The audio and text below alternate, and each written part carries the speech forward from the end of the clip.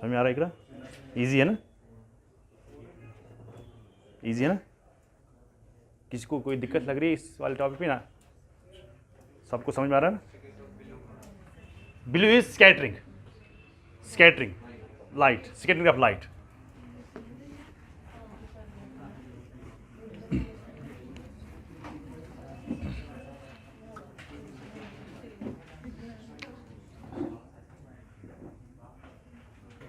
Structure of atmosphere, याद रहा इसमें? Structure of atmosphere. Structure of atmosphere कैसा है, ठीक है ना? सो हम स्ट्रक्चर बनाते हैं एटमॉस्फेयर का on the basis of temperature. What आप कहते हो ना, इट इज ट्रोपोस्फेयर, पढ़ा है ना बचपन से ही. It is stratosphere, it is mesosphere, it is thermosphere, this sphere, this sphere. This is all on the basis of temperature, याद रखना.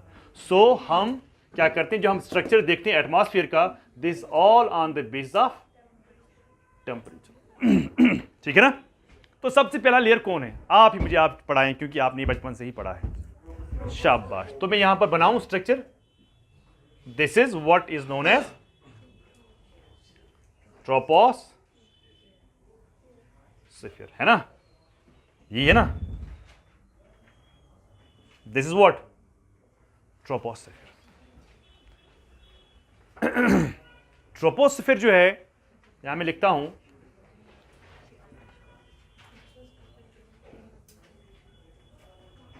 जब हम ट्रोपोस्फेयर में ऊपर जाते हैं ना, ऊपर की तरह जाना है ना. दिस इज ग्राउंड, है ना? ग्राउंड, ये दिस इज ग्राउंड. ग्राउंड से लेके पहला लेयर कौन है?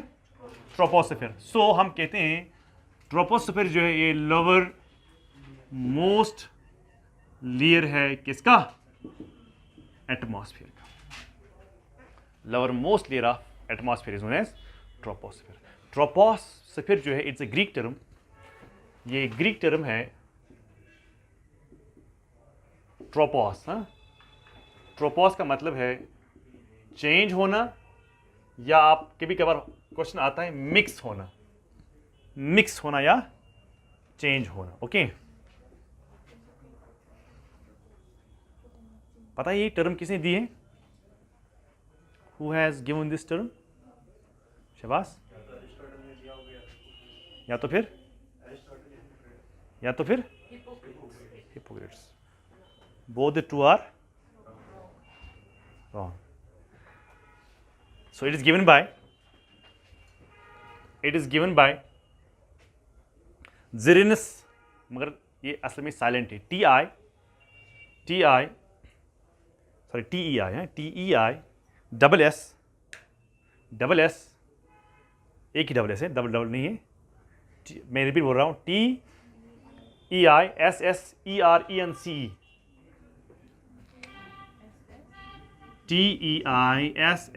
TEISSENER,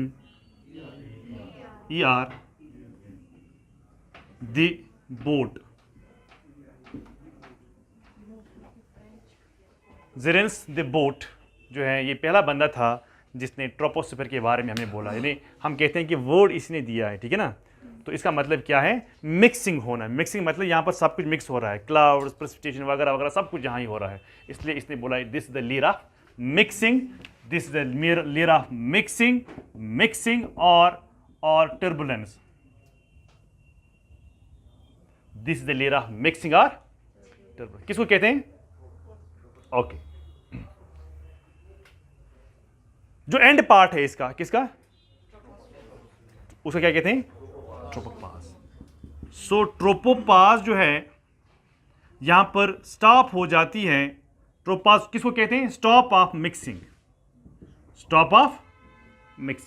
अब हम बात करते हैं इस लेयर की. शाबाश, आप मेरी तरफ देख लेना. अंडरस्टैंड करना बहुत जरूरी है. मैं रैप करूं? सुनो मेरी बात.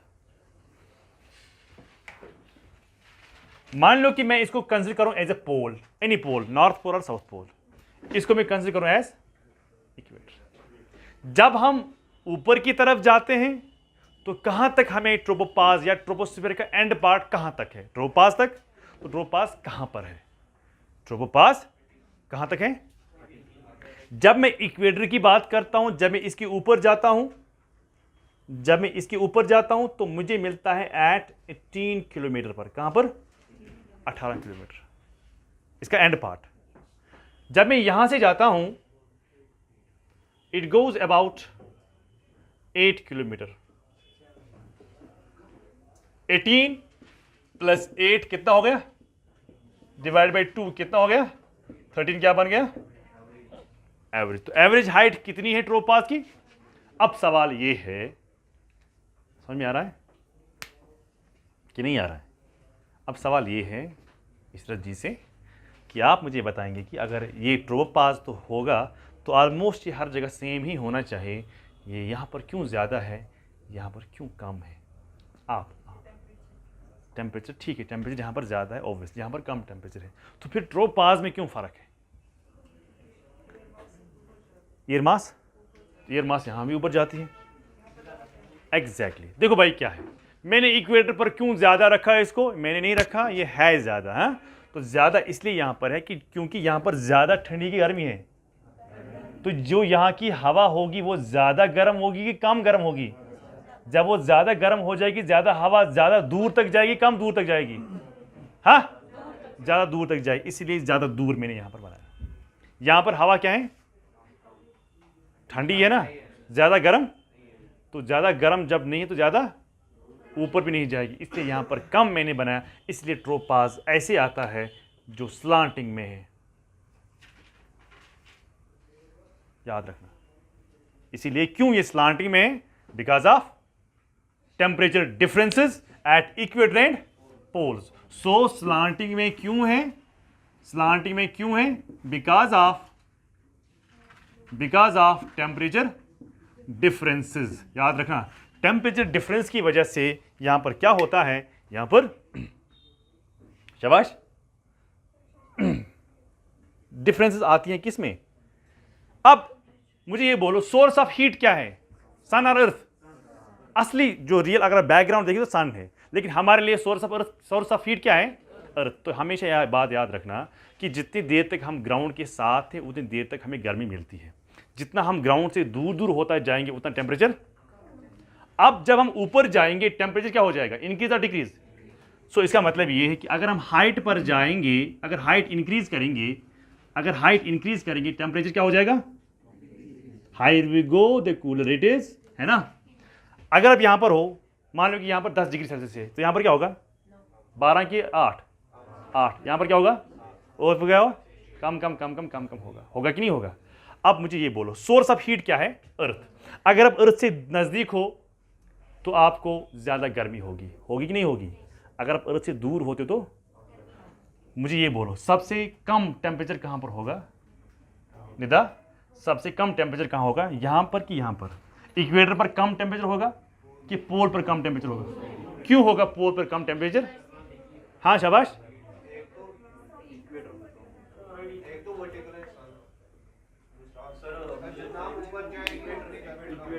इक्वेटर क्या होगा? मैंने ये भी कहा, आपने मेरी बात शायद समझी नहीं। मैंने कहा कि जितना आप नजदीक हो अर्थ से उतना ज्यादा टेम्परेचर होगा, जितना आप दूर जाओगे अर्थ से उतना कम होगा। तो आप दूर कहां पर हो? इक्वेटर पर कि पोल पर? तो इक्वेटर पर ज्यादा माइनस टेम्परेचर होगा, तो यहां पर माइनस देखा गया है, -80 डिग्री सेल्सियस यहां पर टेम्परेचर है। सोर्स ऑफ हीट क्या है? आप दूर जाते हो, आप यहां पर कम ही दूर जाते हो, इसीलिए -45 डिग्री सेल्सियस यहां पर टेम्परेचर होता है। तो ज्यादा माइनस कहां पर? आप इक्वेटर पर। मैं इक्वेटर पर अर्थ की बात नहीं कर रहा हूं, मैं इक्वेटर के ऊपर की बात कर रहा हूं। ये समझ नहीं वहां? हेलो, समझ नहीं आ रहा है? मैंने कहा सोर्स ऑफ हीट जो है वो है ग्राउंड। अब मैं यहां पर बैठा हूं, मैं हीटर के नजदीक हूं, मेरे घर में हीटर है, तो कैसे ना गए चूर करना यूज इस, ये हीटर है। अब मैंने इस हीटर पर हाथ रखा, क्या दिल अच्छे आज। अब मैंने इस हीटर पर हाथ रखा, मेरा हीटर हाथ क्या हो जाएगा? गर्म। जितना मैं हाथ ऊपर ले जाऊंगा उतना हाथ गर्म होगा कि ठंडा होगा? जितना मैं और जाऊंगा ऊपर और ऊपर, फिर मैं पोल की बात करूंगा। यहां पर मेरा हाथ था हीटर पर, ये गर्म हो गया, तो जितना मैं ऊपर जाऊं अब मैं इतना ही ऊपर जा सकता हूं। क्यों? क्योंकि यहां पर मुझे पुश ज्यादा नहीं मिला। क्यों? क्योंकि नीचे हीट कम है, यहां पर हीट ज्यादा, इसलिए पुश। अब ज्यादा दूर में कहां पर हूं? इक्वेटर पर कि पोल पर? तो ज़्यादा माइनस कहाँ पर होगा? ऑब्वियसली इक्वेटर पर, इसलिए इक्वेटर पर ज़्यादा माइनस होगा, दैट इज -80 डिग्री सेल्सियस। यहाँ पर रफली हम एस्टिमेट लगाते हैं -45 डिग्री सेल्सियस। यहाँ तक सबको क्लियर? क्यों इक्वेटर पर माइनस होता है? अपर ट्रोपोस्फीयर की बात कर रहा हूँ मैं इक्वेटर की लैंड की बात नहीं कर रहा हूँ, ऊपर की बात कर रहा हूँ। यहाँ तक सबको क्लियर कि नहीं हुआ क्लियर? अब जब हम जितना हम ऊपर जाते हैं टेम्परेचर उतना कम होता है। तो कितना कम होता है? शाबाश। हाँ, 10 डिग्री सेल्सियस पर 6। चलो जी हम टेम्परेचर के बारे में बात करते हैं। मैंने कहा ना this division is again on the base of temperature. तो जब भी हम टेम्परेचर के बारे में, जब हम ऊपर जाते हैं, higher we go temperature decreases. कैसे? जबकि हम ऊपर जाते हैं तो हम हम आफ्ताब के नजदीक जाते, तो हमें ज्यादा गर्मी होनी चाहिए, मगर मैंने क्या कहा? Source of heat is earth. हाँ जी, so higher we go temperature, अगर हम यहां पर होंगे गर्मी ज्यादा होगी, अगर यहां पर होंगे गर्मी कम, इसलिए माइनस में हम चले जाते हैं। अगर यहाँ पर 20 डिग्री सेल्सियस है, अगर यहाँ पर 40 डिग्री सेल्सियस है, लेकिन इसी 40 के ऊपर हम देखते हैं तो -80 डिग्री सेल्सियस होता है। यहाँ पर बहुत गर्मी है, लेकिन इसी के ऊपर बहुत ज़्यादा सर्दी है। यहाँ पर ठंडी है, लेकिन इसी के ऊपर उतनी ठंडी नहीं है जितनी यहाँ पर है, क्योंकि यहाँ पर हम दूर हैं। Source of heat is ground, not the sun. So अगर हम देखते हैं, अगर हम 1 किलोमीटर ऊपर जाते हैं, कितना? 1 किलोमीटर ऊपर जाने पर कितना टेम्परेचर ज्यादा आके कम हो जाएगा? कम हो जाएगा, ज्यादा हो जाएगा? कम हो जाएगा। तो कितना कम होता है? 6.5 डिग्री सेल्सियस पर किलोमीटर, 1 किलोमीटर के हिसाब से। मैं पर 1 किलोमीटर नहीं लिखूंगा, मैं लिखूंगा 6.5 डिग्री सेल्सियस पर किलोमीटर। या तो आपको ऐसे सवाल आ सकता है, या और 1 डिग्री सेल्सियस कम होता है, 1 डिग्री सेल्सियस कम होता है पर 165 मीटर में पर 165 मीटर में, ठीक है? या और 3.6 फ़ारेनहाइट पर 1000 मीटर की अगर हम बात करेंगे। लिखो जल्दी।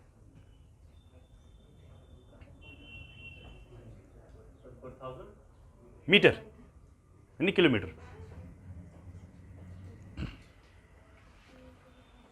यहां तक क्लियर सबको? किसी कोई दिक्कत? तो इसी को हम कहते हैं, जितना हम ऊपर जाते हैं टेम्परेचर, उस टेम्परेचर को गिरने को हम कहते हैं लैप्स रेट। क्या कहते हैं? सो लिखो, the higher we go temperature decrease, and this decrease in temperature is known as lapse rate or normal lapse rate. This decrease in temperature is known as lapse rate or normal lapse rate.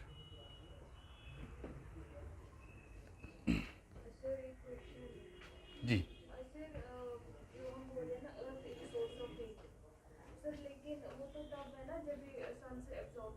हाँ बिल्कुल। किसने कहा कि वहाँ नहीं है? कम है, हाँ एग्जैक्टली। ठीक।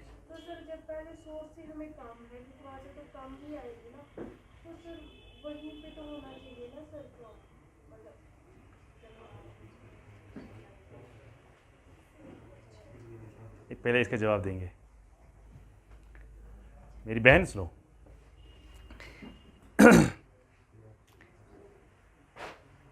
जो हमारे गैस मैंने गैस क्यों पढ़ाए थे पहले, रीज़न यही था कि जब सनलाइट ऊपर आती है वो सीधा डायरेक्ट करती है हीट किसके साथ? उस डायरेक्ट आने की वजह से हमें कोई गर्मी महसूस, जब टेरेस्ट्रियल रेडिएशन होती है, जब वापसी पर चली जाती है, उस वक्त गैसेस ट्रैप करती है, ओपैक बनती है, यहाँ ही रोक लेती है गैस को, जिसकी वजह से हमें गर्मी होती है, जिसकी वजह से हमें गर्मी होती है। तो कैसी होगी गर्मी? अर्थ की वजह से कि सन की वजह से? अर्थ की वजह से। Number 1 point. नंबर 2, जब मैं इक्वेटर की बात करता हूं तो ज़्यादा गर्मी है क्योंकि मोर डायरेक्ट सनलाइट है यहाँ पर। जब मैं पोल की बात करता हूं तो हॉरिजॉन्टल रेज होते हैं, उनकी बहुत हॉरिजॉन्टल होते हैं, तो यहाँ पर कम हवा गर्म होगी, यहाँ पर हवा गर्म बहुत ज़्यादा होगी, तो इसलिए यहाँ पर इसको फ्यूल ज़्यादा मिलता है, तो ये ज़्यादा ऊपर चलेगी, इसको यहाँ पर कम फ्यूल मिलता है तो इसलिए काम ही ऊपर गई। अब सोर्स ऑफ हीट क्या है, ये कि सन, ये। अब हम जितना ज़्यादा दूर जाएंगे उतना हमें ठंडी महसूस होगी, जितना हम कम ही ऊपर जाएंगे उतना हमें कम ठंडी महसूस होगी। आप फिर उसको दिमाग में रखते हो कि पोल पर ठंडी होती, मैं थोड़ी पोल की बात कर रहा हूँ, मैं पोल के ऊपर की बात कर रहा हूँ।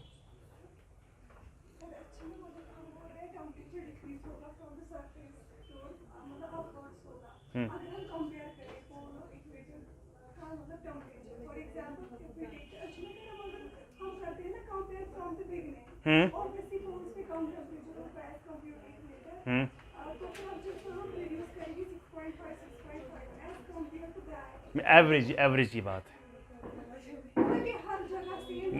सेम नहीं, एवरेज।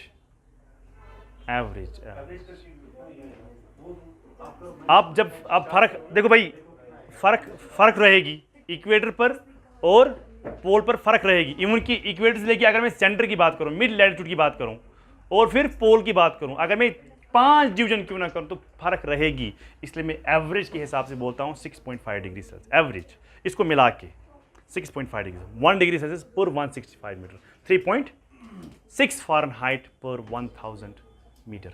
तो इस तरह जब हम ऊपर जाते हैं टेम्परेचर डिग्रीज होता है, उस डिग्रीज होने को हम कहते हैं लैप्स रेट और normal lapse rate. Second point, this layer is convective in nature. आपको हो गया क्लियर बेटा? This layer is convective in nature, this layer is convective in nature, this layer is convective in nature।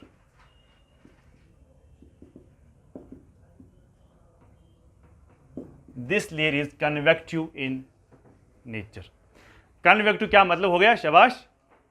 convective का मतलब हो गया कि जो ये कॉलम ऑफ एयर यहां पर थी, इसको क्या हो गया, ये गर्म होगी, ये कहां चली गई, कहां चली गई, कहां मुझे ये बोलो, सबसे बड़ा साइज कहां पर होगा इसका? क्यों? शाबाश। हाँ, गर्मी की वजह से, यानी हीट की वजह से ये एक्सपैंड हो जाती है। जितना ये ऊपर गई गर्मी कम होगी, तो इसलिए क्या हो जाएगा, कॉन्ट्रैक्ट। सबसे कम कॉन्ट्रैक्ट कहां पर होगा? लास्ट पर। सबसे कॉन्ट्रैक्ट यहां पर होगा। तो हवा कहां चली गई? नीचे थी हवा, कहां चली गई? तो ऊपर जाने को हम कहते हैं कन्वेक्शन। क्या कहते हैं? याद रखना, जब कॉलम ऑफ एयर मूव करेगी vertically upwards, that process called, इसलिए हम इसको क्या कहते हैं? Convective layer. Next point, it is biologically very important, it is biologically very important, it's biologically very important. क्यों? क्योंकि हर कोई फिनोमिना, वेदर फिनोमिना इसी लेयर में ही होती है। जैसे क्लाइमेट अगर आप देखते हो वो यहाँ पर ही है, आपको वेदर देखना है वो यहाँ पर ही है, आपको क्लाउड्स देखने हैं वो यहाँ पर ही है, आपको रेनफॉल देखनी है यहाँ पर ही, आपको स्नोफॉल देखनी है, वो सारा का सारा जो है वो इसी लेयर में ही होता है और किसी लेयर में नहीं होता। इसलिए हम इसको कहते हैं it is biologically very important layer. ठीक है ना?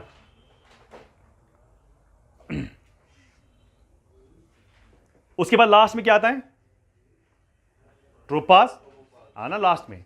ट्रोपास जो है it's a boundary which separates this layer to this layer, है कि नहीं? ये कौन सा लेयर है आप? हाँ, सो हम कहते हैं लास्ट में है ट्रोपोपास। तो ट्रोपास जो है ये क्या है? It separates what? Troposphere from stratosphere. इसकी जो विड्थ है या हाइट है या इसका जो मोटापन है दैट इज 1.5 किलोमीटर। कितना? ट्रोपास की जो मोटापन है, विड्थ है, दैट इज 1.5 किलोमीटर। और पहली बार इसको यूज किसने किया? Used first by Napier Shah. Napier Shah is the scientist जिसने पहली बार इस टर्म को यूज किया था, दैट इज कॉल्ड ट्रोपोपास।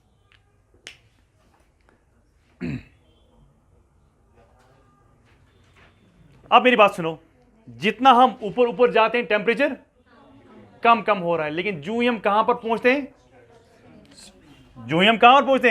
ट्रोपास, टेम्परेचर जो होता है वो होता है कांस्टेंट। क्या होता है, कांस्टेंट है, मतलब इसके बाद टेम्परेचर माइनस या कम नहीं हो रहा, बस यहाँ तक। उसके बाद टेम्परेचर स्टार्ट होता है इंक्रीज होना, यानी ये लास्ट पार्ट है टेम्परेचर का, उसके बाद टेम्परेचर इंक्रीज होता है। तो यहाँ पर टेम्परेचर कम नहीं हो रहा, बल्कि उतना ही रहता है, कांस्टेंट रहता है, इसलिए हम इसको क्या कहते हैं, पाज। पाज का मतलब यही है कि जहां पर टेम्परेचर कांस्टेंट रहता है। पाज का मतलब यही है wire temperature is constant. Jet stream किस वाले लेयर में फ्लो करते हैं, इसी वाले लेयर में फ्लो करते हैं। सो जेट स्ट्रीम जो मैंने आपको ऑलरेडी पढ़ाया है मॉनसून में, वो भी फ्लो करते हैं किस वाले लेयर में, इसी वाले लेयर में, जिसको हम क्या कहते हैं, ट्रोपोस्फियर। समझ आवा किनकी याद। अच्छा, एयर जो है वो पोर कंडक्टर हीट का है, गुड कंडक्टर है, एयर में कहता हूँ, ओवरऑल एयर की बात कर रहा हूँ। इज इट गुड कंडक्टर और बैड कंडक्टर? हाँ, बैड है। हम कहते हैं यूजुअली एयर जो है it's a bad conductor of heat, but it does conduct when it is in contact with the earth surface. So you can right air is bad conductor of heat, air is bad conductor of heat, but it does conduct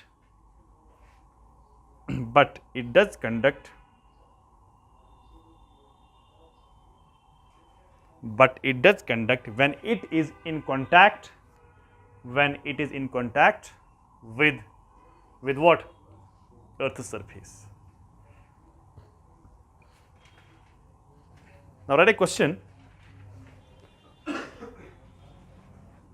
What makes tropopause as lid? What makes tropopause as a lid? Lid मतलब ढक्कन. What makes tropopause as a lid to hold the clouds in troposphere? To hold clouds in troposphere. आप क्या देंगे इसका जवाब? शाबाश।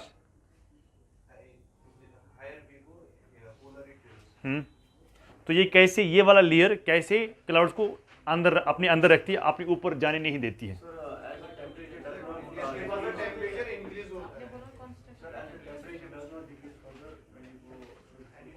देखो इसका आंसर क्या है, इसका आंसर आप ऐसे समझा सकते हैं। अगर ये क्वेश्चन आपको कल यूपीएससी में पूछा जाएगा, what does it makes to hold the clouds beneath the tropopause, not above the tropopause. जो हवा यहां थी वो कहां चली गई, ऊपर गई, तो गर्म की ठंडा हो रहा है, और ऊपर ठंड। जब यहां पर ये पहुंचती है तो सबसे ज्यादा ठंडी यहां ही होती है, इसकी होती कि नहीं होती है? जो ठंडी हवा होती है, देखो भाई इसमें गर्मी थी, इसमें भी गर्मी थी, इसमें भी, मगर कम हो रही है गर्मी। अगर इसमें 10% थी, इसमें 8 है, इसमें 4 है, इसमें 2 है, इसमें 1 है, एक के बाद कुछ भी नहीं, ठंडा है ना, तो ये भारी बन जाती है। क्या बन जाती है? तो भारी होने के बाद तो कभी भी ये नहीं कहना कि हवा क्रॉस करती है ट्रोपोपाज को, no, it comes back. Why? Because of its heaviness. So you can write the answer. most of what comprises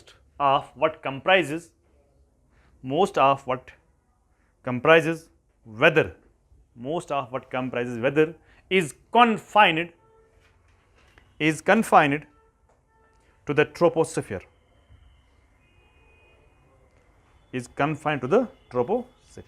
Dash. Tropopause acts as a lid.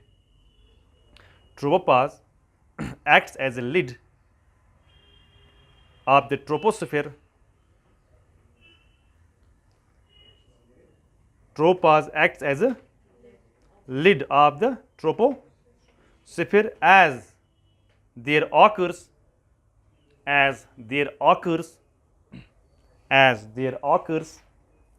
a case of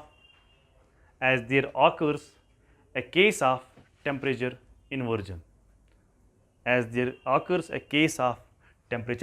inversion. अगर आपको ये सवाल आएगा तो आप ये वाले लाइन लिखेंगे प्लस डायग्राम बनाएंगे प्लस टेम्परेचर इन्वर्जन को एक्सप्लेन करेंगे। ये टेम्परेचर इन्वर्जन क्या होता है, आप इसके बारे में पढ़ते हैं। कि ब्रेक चाहिए आपको? हाँ, जरा ये करना बंद।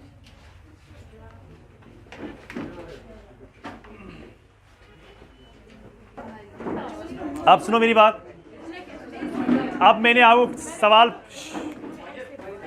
आपसे सवाल पूछा था कि जो ये ट्रोपोपाज है, it acts as a lid to hold the clouds. हाँ, इनसाइड मतलब ट्रोपोस्फीयर की ओर, ठीक है ना, कि ट्रोपोपाज की ओर नहीं बल्कि ट्रोपोस्फीयर के नीचे ही कैसे करती है। फिर मैंने आपको बोला था कि इसमें एक चीज होती है that is called temperature inversion, है ना। अगर आपको यही सवाल आएगा, आप यही 4 लाइन लिखेंगे, साथ साथ में आप ये वाले डायग्राम बनाएंगे, प्लस जो लास्ट में हमें टर्म आएगी दैट इज कॉल्ड टेम्परेचर। हमने अभी तक ये समझा था जितना हम ऊपर जाते हैं उतना टेम्परेचर डिक्रीज होता है ना। यही समझा था ना हमने, जितना हम ऊपर जाते हैं टेम्परेचर डिक्रीज होता है, that is called environmental lapse rate. लेकिन अब टेम्परेचर इन्वर्जन होता है। टेम्परेचर इन्वर्जन का मतलब है जितना हम ऊपर जाएंगे उतनी गर्मी है, नीचे ठंडी है। मतलब ये कैसे होता है, ये कैसे पॉसिबल है? अगर मैं आपको स्टार्टिंग में कह रहा हूं ऊपर जाने से टेम्परेचर कम हो रहा है, लेकिन अब उल्टा मैं कह रहा हूं जब हम ऊपर जाते हैं टेम्परेचर ज्यादा होता है as compare to surface area, तो उसको हम कहते हैं टेम्परेचर इन्वर्जन। ऊपर जाने को टेम्परेचर को जब हम ऊपर जाते हैं टेम्परेचर डिक्रीज होता है, that is called environmental lapse rate. लेकिन अब हम ऊपर जाते हैं टेम्परेचर इंक्रीज होता है, that is called temperature inversion. देखो भाई ये कैसे होता है।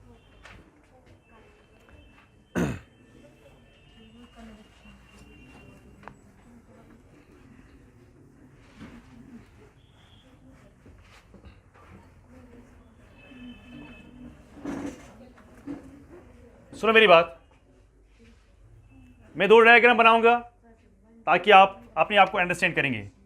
ये ग्राउंड है, दिस पोल, तो चुका करा। जब हम ऊपर जाते हैं क्या हो जाता है, शाबाश, टेम्परेचर जो है हाइट अगर हम इंक्रीज करते हैं मगर टेम्परेचर डिक्रीज होता है, तो उसको क्या हम कहते हैं, नॉर्मल लैप्स रेट ही कहते हैं ना हम। लेकिन मैंने दूसरी कंडीशन आपको बोली। दूसरी कंडीशन क्या है कि if this is pole, this is equator. जब हम क्या करते हैं, जब हम यहां पर पहुंचते हैं, कहां पर, इस वाले एरिया में जब हम पहुंचते हैं तो हमें ये वाली कॉलम एयर वार्म दिखती है और ये वाली कॉलम ऑफ एयर कोल्ड दिखती है। उल्टा हो रहा है। ऐसा क्यों हो रहा है और कब हो रहा है? अब मेरी बात सुन लेना। ये प्रोसेस जो होता है, this process occurs during night time. Which time? Night time. तो मैं नाइट की बात करूंगा। अगर आपको मैं याद दिलाऊं, मैंने कहा था लड़की और मर्द में प्रॉपर्टी में फर्क है तो बिहेवियर में भी फर्क होता है। सिमिलरली मैंने कहा था उस दिन लैंड और वाटर में भी प्रॉपर्टी में फर्क है तो बिहेवियर में भी क्या होगा, फर्क होगा। रात के टाइम पर क्या होता है लैंड को, दिन में लैंड क्या होती है, गर्म। अब क्या करती है, ये हवा जो है ये उसको पुश करती है ऊपर। जितना हवा ऊपर जाएगी उतनी ये ठंडी हो जाएगी। मगर हवा क्या गई ऊपर, ठंडी की ऊपर गई हवा गर्म।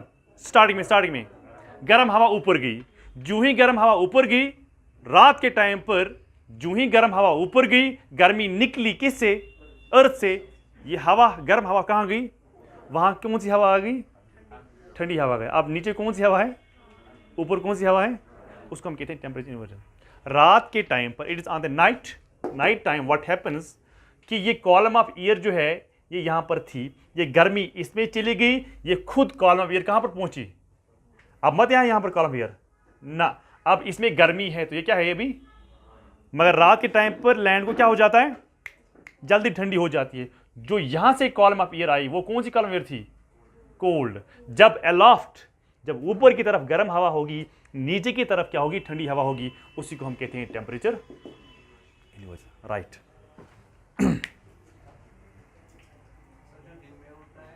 दिन में ऐसा नहीं होता है। जब दिन का टाइम होगा, जब डे का टाइम होगा तो जो अर्थ होगी वो कंटिन्यूसली गर्म हो जाएगी, वो गर्म ही रहेगी दिन में। मगर रात में जब सूरज ढल जाता है तो उसकी प्रॉपर्टी क्या है, मैंने पढ़ाया था ना उस दिन आपको, land heats up and cools up quickly, but for water it takes time to cool up and to heat up, है ना। सो प्रॉपर्टी अलग अलग है तो बिहेवियर में भी अलग अलग होगा। सो आप लिखिए temperature inversion refers to an atmospheric situation in which temperature increases with height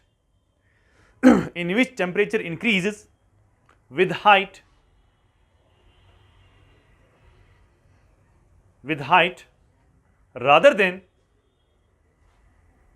the more usual relationship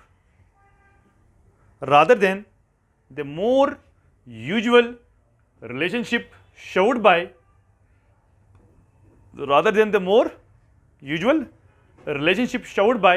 environment lapse rate.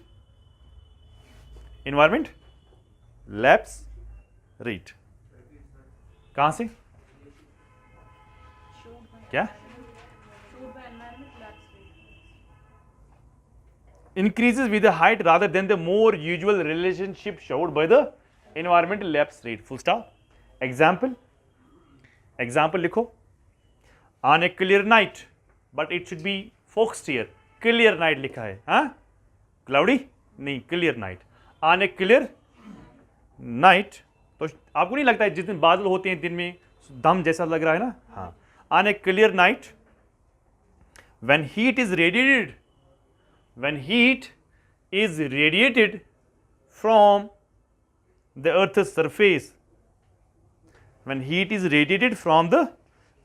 earth's surface, comma, the air near to the surface,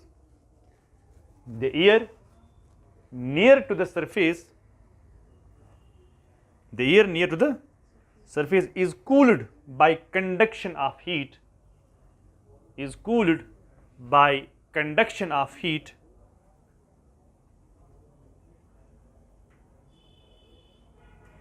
to the cold ground,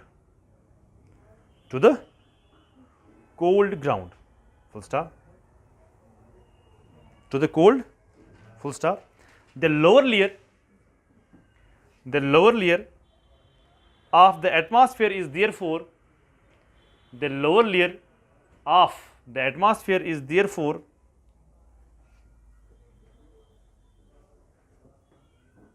is cooler than the air aloft, A-L-O-F-T, than the air aloft. That is the situation of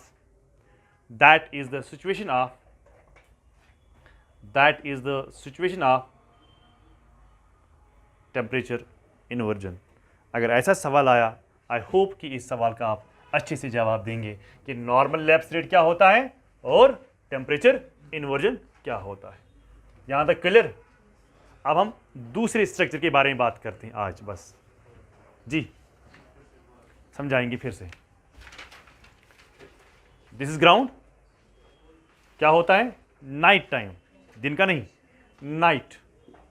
जब night time होगा, मगर क्या होगा? Clear सिगर होगा. Clear सिगर मतलब बादल नहीं हो, क्लियर होगा. अब जब दिन में लाइट आती थी तो लैंड क्या होती थी, मगर मैं किसकी बात कर रहा हूं? क्या अब लाइट है? क्या अभी हीट अप है? अभी कूल. जो हवा यहां पर आएगी, जो पहले हवा यहां पर थी वो कहां चली? उसमें क्या थी? अभी गर्मी है ना. गर्मी जो कहां से निकली? अर्थ से निकली. अब जब ये ऊपर चलेगी, यहां से कौन सी हवा आई? नई हवा. जो यहां पर नई हवा आई, अब ये गर्म हो जाएगी. गर्म हो जाएगी. क्यों नहीं गर्म हो जाएगी? क्योंकि अर्थ क्या है? अब अर्थ खुद ठंडी है, तो ये कहां से गर्म हो जाएगी? तो अलाफ्ट ईयर जो है, जो ऊपर वाली ईयर है, वही गर्म होती है और नीचे वाली ईयर क्या होती है? वो कोल्ड होती है. तो इसी को हम कहते हैं टेम्परेचर. अगर आपको वो सवाल आया कि जो ट्रोपोपाज है कि how it becomes a lid to hold the what clouds, है ना, तो आप वो बनाएंगे, डायग्राम बनाएंगे, टेम्परेचर इन्वर्जन का कॉन्सेप्ट आपस में लिखेंगे. ठीक है ना. सेकेंड लेयर जो है, सेकेंड लेयर हम पढ़ रहे हैं ना स्ट्रक्चर. सेकेंड लेयर जो है that is stratopause. That is sorry, stratosphere है ना, second layer. Second layer is what? Strato. ये वो लेयर है जिसको हम कहते हैं second layer. Second layer after what? First layer. What is first layer? शाबाश। अगर यहां की हम बात करते हैं, this is tropopause, okay, this is troposphere and this is tropopause. तो इसकी हाइट कितनी है? 18। तो इसकी हाइट यहां से कहां से लेके यहां से लेके यहां तक 50 किलोमीटर है। बहुत सारे सेंटर्स ने बहुत चीजें बोली, लेकिन कल जब हमने एंड पर कंसेंसस देखा, डिबेट देखा, तो लास्ट में रिजल्ट क्या आया? 50। तो 50 जो है वो ऐसे है, वो सीधा है। अब मत ये टेढ़ा है, ये टेढ़ा नहीं है, क्योंकि यहां पर कन्वेक्शनल है नहीं, एक साइड से कम होगा, एक साइड से ज्यादा है, ये कन्वेक्शन से बाहर है। So there is no convection, मत है। हाँ, अब क्या है, जो ही हम ट्रोपो, ये 50 यहां से है कि यहां से ग्राउंड से है? हाँ, तो ग्राउंड से ये 50 है, यहां से लेके यहां तक 50 किलोमीटर है, और यहां से लेके यहां तक जो सेफियर है दैट इज कॉल्ड स्ट्रेटो सेफियर, ठीक है ना। ट्रोपोपाज पर कौन सा टेम्परेचर है? कांस्टेंट। क्या माइनस है कि प्लस है? वो माइनस है। माइनस नहीं देखा आपने? अरे आपने -80 नहीं देखा, यहां पर -45 नहीं देखा, यानी इसमें चेंज अब नहीं आ रही है, जो है बस इतना ही है, ना तो इसमें इंक्रीज हो रहा है ना तो डिक्रीज हो रहा है। इसीलिए हम इसको क्या कहते हैं? इसको हम कहते हैं कांस्टेंट या ट्रोपोपाज, है ना। इमीडिएटली जब हम किस में जाते हैं, मैं नहीं कहता हूं पूरे स्ट्रेटोस्फीयर, मैं कहता हूं इमीडिएटली हो गया ये वाला इलाका, ये वाला इलाका। This zone is known as isothermal zone, just above the tropopause. जो पहला ही एरिया है किसका? स्ट्रेटोस्फीयर का, उसको हम कहते हैं थर्मल, आइसोथर्मल। ये आइसोथर्मल जोन के बाद सवाल आ सकता है, is ideal zone for flying jets. क्या? Isothermal zone is ideal zone for what? For flying jets. Jets मतलब जहाज। जहाज को मूव करने के लिए ये वाला एरिया जो होता है, ये अच्छा एरिया रहता है। ये कहां का एरिया है? ट्रोपोपाज के बाद। उसको हम क्या कहते हैं? Isothermal. Question answer, what is the reason? यहां पर क्या ऐसा है कि इस जोन को हम कहते हैं आइसोथर्मल और आइडियल कंडीशन और ideal zone for pilots to fly the jets. तो पायलट्स को क्या लगता है? सबसे पहला रीजन ये है कि पायलट को क्या लगता है कि क्यों ये अच्छा जोन है, क्यों यहां पर हम जहाज को अच्छे से ले सकते हैं। पहला पॉइंट ये है कि एब्सेंस ऑफ कन्वेक्शनल करंट्स। बात समझ में आ गई? कन्वेक्शनल करंट्स कहां तक होते हैं, फिर वापस आते हैं। इसका मतलब ये है, देखो भाई, ये जहाज है ना, ये जहाज है, जो कन्वेक्शनल करंट नीचे से आती है वो जहाज को क्या करती है? धक्का देती है, जहाज इम्बैलेंस होता है। जहाज अब यहां तक तो कन्वेक्शनल करंट है, यहां से कन्वेक्शनल करंट वापस आती है। इसका मतलब है कि जहाज यहां से जा रहा है, यहां से आएगी कन्वेक्शनल करंट, यहां से आएगी वापस, यहां से जाएगी कन्वेक्शनल करंट, यहां से आएगी। क्या इससे डिस्टर्ब किया इसको? इसलिए हम कहते हैं this is ideal condition for what? Flying jets. So absence of convectional currents, absence of convectional currents। Second, जब पर्टिकुलरली अगर हम अपनी बात करेंगे, जब हमें जम्मू जाना होता है विंटर्स में, दिल्ली जाना होता है विंटर्स में, फिर जब आप एयरपोर्ट जाते हो तो फिर आपको कहा जाता है आज फ्लाइट कैंसिल होगी। हुई कि नहीं हुई? क्यों हो गई कैंसिल? एयर नहीं होता है, क्लियर नहीं होता है, क्लाउड्स नहीं होते, सो एब्सेंस ऑफ क्लाउड्स। यहां पर क्लाउड्स होते ही नहीं है। क्लाउड्स सारे कहां होते हैं?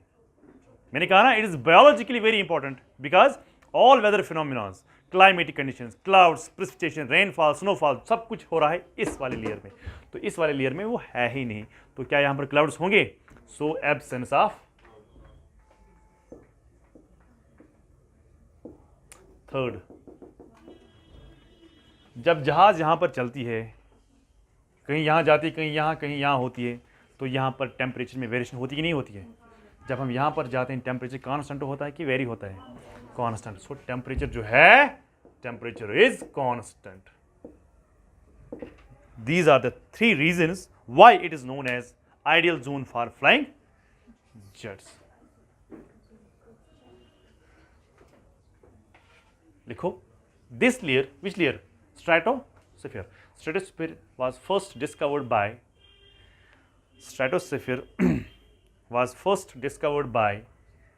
and studied by उसी ने, the boat ने, Zirens the boat in 1902. Zirens the boat जो है in 1902 में उसने डिस्कवर किया और स्टडी किया इसके बारे में। ठीक है,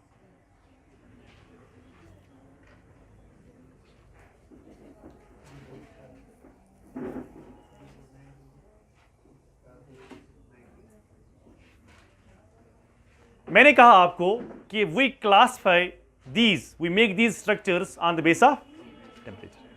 पहले में हम जब ऊपर जाते थे भाई, जब हम हाइट पर जाते थे टेम्परेचर डिक्रीज होता है। जो ही हम इस लेयर में गए, हाइट पर गए, height increase, temperature also increases. अब आप कहोगे सर ये कैसे पॉसिबल है, जितना हम अर्थ से दूर जा रहे हैं उतना टेम्परेचर कम होना चाहिए। तो यहां पर आप कैसे कहते हो टेम्परेचर इंक्रीज हो रहा है? टेम्परेचर इंक्रीज होता है, नहीं होना चाहिए था, क्योंकि हम अर्थ से और दूर, जितना हम दूर दूर जाएंगे अर्थ से उतना टेम्परेचर कम होना चाहिए। लेकिन यहां पर टेम्परेचर क्यों होता है increase with the increasing height? Because of presence of ozone layer. याद रखना, temperature increases because of presence of O3, 3 molecules हैं, O3। जब हम स्टार्ट करते हैं तो कितना होता है? -80 होता है ना पोल की। अगर मैं इक्वेटर की बात करूं, फिर क्या होगा? फिर माइनस कम हो जाएगा ऑब्वियसली। तो हम कहां पर पहुंचेंगे? 50 पर। 50 है ना एंड इज व्हाट? स्ट्रैटोपास है ना। तो जब हम एंड पर पहुंचते हैं, यहां पर 0 डिग्री सेल्सियस होता है at 50 kilometres. 0 degree Celsius at 50 kilometres of height. तो इसका मतलब है टेम्परेचर इंक्रीज हो रहा है कि नहीं हो रहा है? पहले माइनस था, फिर पहुंच गया 0 तक। पहले -80 था, फिर -79, -78, 70, 70। चलो ऐसे करते कहां पहुंच गया? 0 पर। इसका मतलब है टेम्परेचर इंक्रीज हो रहा है कि डिक्रीज हो रहा है? क्यों हो रहा है इंक्रीज? जबकि क्या होना चाहिए था, मगर क्यों हो रहा है increase? Because of presence of ozone layer. ठीक है, यहां तक सबको क्लियर? अच्छा, this layer is free from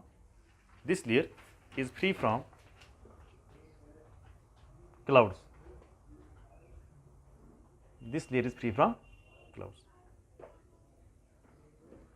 मगर अगर आपको यह सवाल पूछा जाएगा कि आप बोलो कितना टेम्परेचर इंक्रीज हो रहा है, जितना हमने देखा था पहले लेयर में कितना टेम्परेचर डिक्रीज हो रहा है, 6.5 डिग्री सेल्सियस पर किलोमीटर। तो यहां पर आप लिखेंगे 5 डिग्री सेल्सियस पर kilometre.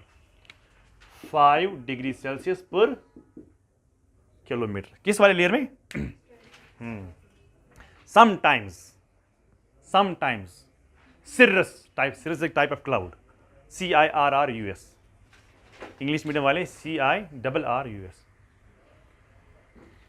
Sometimes cirrus clouds known as bracket में लिखो, known as mother of pearl clouds, PEARL, known as mother of pearl clouds or nacreous clouds, NACREOUS, or nacreous, NACREOUS, nacreous clouds appear in the lower stratosphere।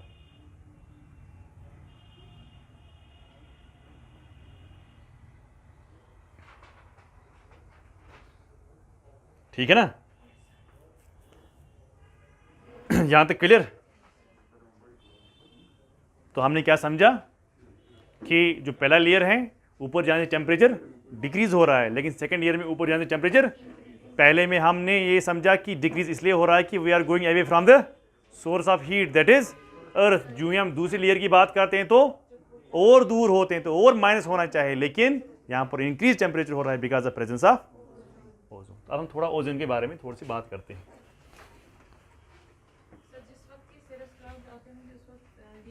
ये बहुत कम होता है बहुत कम है, बहुत कम, disturb नहीं कर रहा है।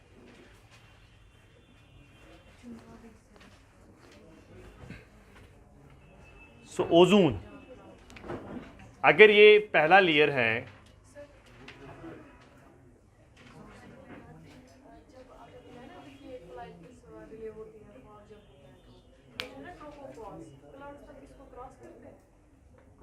कब? हाँ, जब हाँ सारे क्लाउड्स नीचे होते हैं।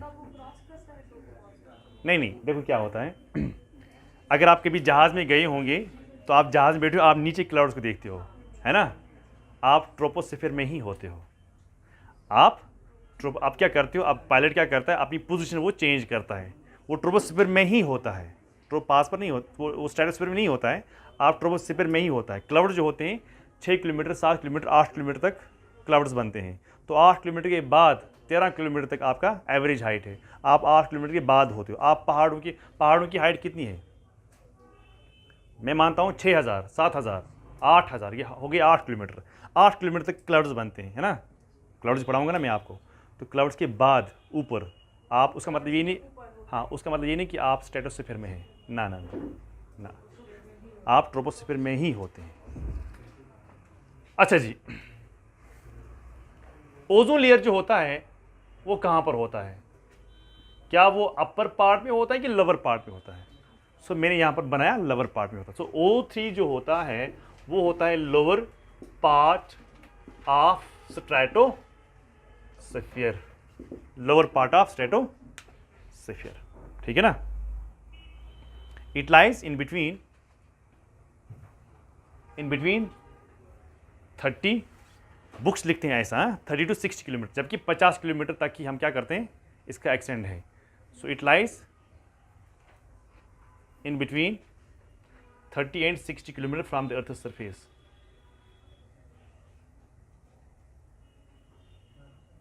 Ozone sphere is also known as chemosphere. CHEMOSPHERE. Ozone sphere is also known as chemosphere because CHEMOSPHERE. Ozone sphere is also known as chemosphere because lot of chemical activities are going here.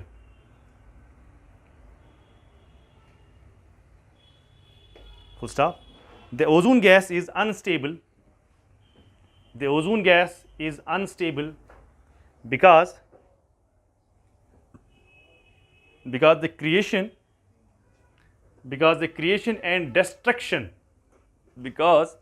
the creation and destruction of this gas is gradual,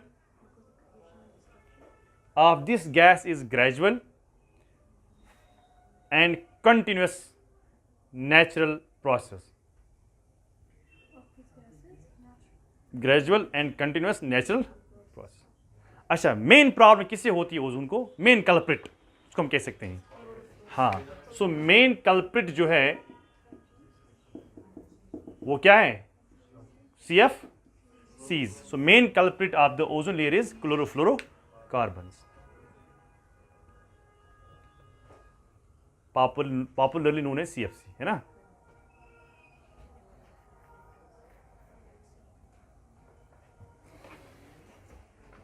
thank you.